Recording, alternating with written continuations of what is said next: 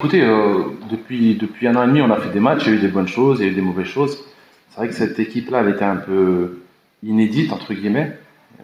Voilà, j'ai voulu tester des paires de joueurs, des automatismes, s'il y en avait ou pas. Donc, c'est un bon apprentissage. On a vu des choses positives et négatives.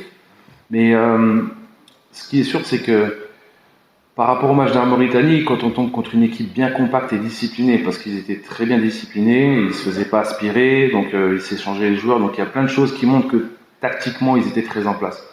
Et c'est toujours pas évident de justement de trouver ses passes entre les intervalles et d'aller vite vers l'avant, parce qu'en face on a un bloc. Et dans la transmission, des fois on veut casser cette ligne-là, boum, il ferme au dernier moment. Donc c'est vrai que quand on est un peu en rond, c'était un peu mieux en deuxième mi-temps entre guillemets, parce que bon le terrain est aussi nous aider avec le fait d'avoir arrosé. Mais voilà, il y a toujours des choses à progresser, ça c'est sûr. On n'est pas parfait.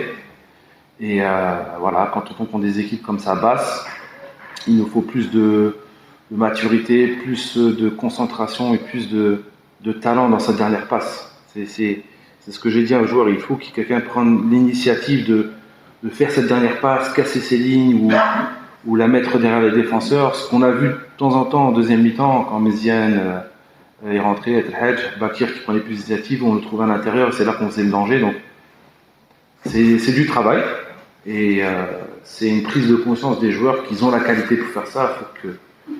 Faut qu'ils donnent plus. Faut qu'ils donnent plus.